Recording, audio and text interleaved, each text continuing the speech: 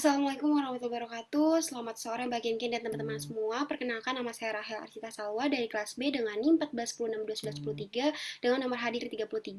Izin mempresentasikan hasil mini skripsi saya dengan judul Pola Komunikasi Organisasi dalam Meningkatkan Produktivitas Kerja Anggota BMP Ilmu Komunikasi UNJ tahun 2023-2024.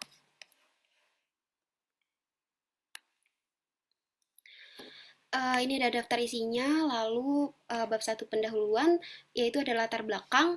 Proses pengembangan perusahaan juga ditujukan untuk meningkatkan dan mengembangkan keterampilan serta pengetahuan yang sesuai dengan kebutuhan masa kini dan masa yang akan datang. Oleh karena itu, SDM menjadi salah satu fokus utama agar perusahaan tetap bertahan dalam persaingan saat ini. Hal ini terlihat dari tingginya produktivitas yang dihasilkan, oleh karena itu organisasi perlu mengambil tindakan-tindakan yang dapat mendorong anggotanya untuk merealisasikan harapan tersebut.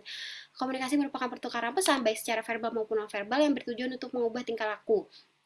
Dan juga komunikasi yang baik dapat membuat operasional organisasi berjalan lancar, sedangkan kurangnya komunikasi dapat berdampak buruk.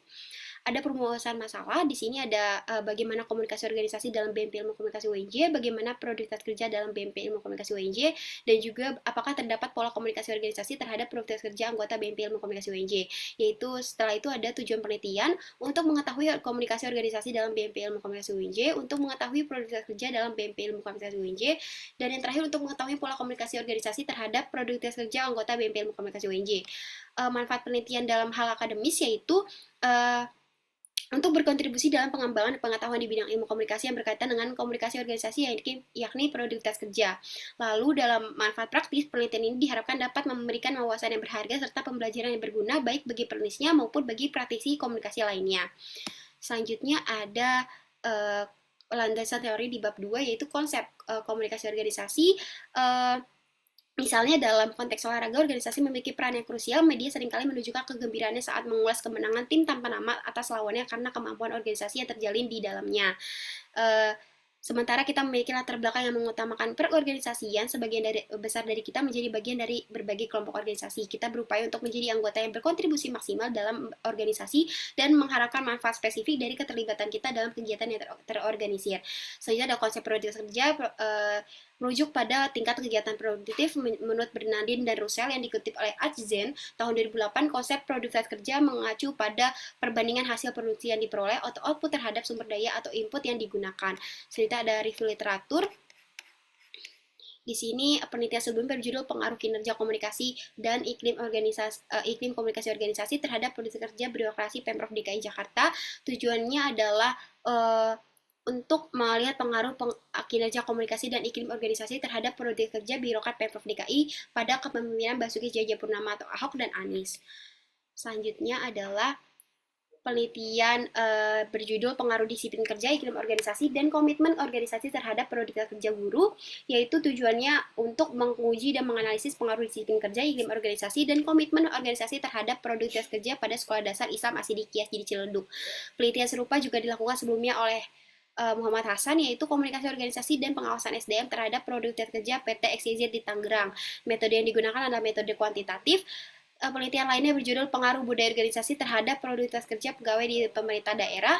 Hasil penelitian menunjukkan bahwa budaya organisasi berpengaruh positif signifikan terhadap produktivitas kerja pegawai pemerintah daerah di Pemerintah Daerah Bandung Barat.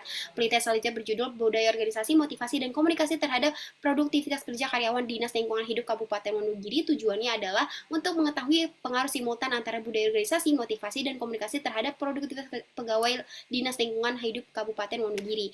Penelitian lainnya berjudul Hubungan Iklim Organisasi dengan Produktivitas Kerja Karyawan pada bagian produksi PT Lydia Solar Gracia, untuk bertujuan untuk mengetahui iklim organisasi di PT Lydia Solar Gracia untuk mengetahui produktivitas kerja karyawan yang ada pada bagian produksinya. Penelitian serupa juga pernah dilakukan oleh Azhari dengan judul Pengaruh Komunikasi Organisasi, Loyalitas Ustadz, dan Iklim Organisasi terhadap Produktivitas Kerja Pondok Pesantren di Kabupaten Biren. Hasil penelitian menunjukkan terdapat pengaruh positif secara parsial komunikasi interpersonal, loyalitas Ustadz, dan iklim organisasi terhadap produktivitas kerja Ustadz secara simultan. Selanjutnya adalah penelitian lainnya berjudul Pengaruh Budaya Organisasi terhadap Produktivitas Kerja Karyawan pada PT Berkat Anugerah Sejahtera di Samarinda. Hasil menggunakan analisa regresi linier sederhana adalah budaya organisasi berpengaruh terhadap produktivitas kerja karyawan dengan nilai signifikannya adalah 0,00 lebih kecil dari 0,05. Penelitian serupa juga dilakukan dengan judul Pengaruh Budaya Organisasi terhadap Produktivitas Kerja Karyawan pada PT Asuransi Takaful Indonesia Lampung. Pengaruh budaya organisasi terhadap produktivitas kerja karyawan adalah sebesar 33% yang didapat dari penghitungan koefisien determinasi dan korelasi yang tergolong rendah. Penelitian lainnya berjudul Pengaruh Budaya Organisasi dan Lingkungan Kerja terhadap Produktivitas Kerja Karyawan Perum Bulog di Frey, Jawa Barat. Tujuan dari penelitian ini adalah untuk mengetahui dan menganalisis bagaimana tingkat produktivitas pegawai, budaya organisasi, dan lingkungan kerja, serta mengetahui dan menganalisis bagaimana pengaruh budaya organisasi dan lingkungan kerja secara parsial dan simultan terhadap produktivitas kerja karyawan. Di selanjutnya ada variabel bebas X. Variabel bebas yang juga disebut sebagai variabel independen adalah variabel yang memicu atau memiliki potensi untuk mempengaruhi variabel lain dalam konteks penelitian. Biasanya variabel bebas diwakili dengan simbol X. Lalu ada variabel terikat atau Y. Variabel dependen yang juga dikenal sebagai variabel terikat adalah variabel yang dalam kerangka pemikiran ilmiah menjadi hasil atau konsekuensi dari perubahan variabel lainnya. Selanjutnya ada model penelitian, yaitu komunikasi organisasi X berpengaruh pada produktivitas kerja atau Y. Hipotesis teorinya adalah adanya pola komunikasi organisasi dalam meningkatkan produktivitas kerja anggota BMP Ilmu Komunikasi UNJ tahun 2023-2024. Selanjutnya ada metode penelitian di bab 3, yaitu paradigma penelitian menurut Krasol 2007. Penelitian kualitatif dijelaskan sebagai berikut. Penelitian kualitatif itu seperti kain yang rumit, terdiri dari banyak benang kecil, warna-warni, dan bahan yang berbeda. Ada berbagai pendekatan dalam penelitian kualitatif seperti penelitian naratif, fenomenologi, dan lain-lain. Meskipun berbeda, semua orang dalam bidang ini berkontribusi membuat kain penelitian. Selain itu ada pendekatan penelitian. Penelitian ini menggunakan cara mempelajari hal-hal dengan mendengarkan cerita dan pengalaman orang seperti dijelaskan oleh Krasol tahun 2018. Cara ini bertujuan untuk mengetahui lebih dalam tentang makna yang ada di pikiran dan perasaan sekelompok orang tentang masalah sosial. Selanjutnya ada metode penelitian. Metode penelitian yang dipakai adalah deskriptif kualitatif. Menurut Sugiono tahun 2019, metode penelitian ini adalah cara untuk menyelidiki sesuatu dalam ilmu pengetahuan dengan berdasarkan pada pemikiran filsafat. Selanjutnya ada teknik penarikan informan. Menurut Sugiono tahun 2019, untuk memilih informannya kita menggunakan metode yang disebut teknik purposive sampling. Ini artinya kita memilih informan berdasarkan pertimbangan dan tujuan tertentu, bukan secara acak. Kriteria untuk menjadi informan dalam penelitian ini adalah mereka harus aktif dalam komunikasi dan juga mereka harus mahasiswa. Selanjutnya ada metode pengumpulan data. Menurut Sugiono tahun 2019, cara mengumpulkan informasi adalah cara atau dasar yang digunakan dalam suatu penelitian karena tujuannya adalah mendapatkan informasi terbaru.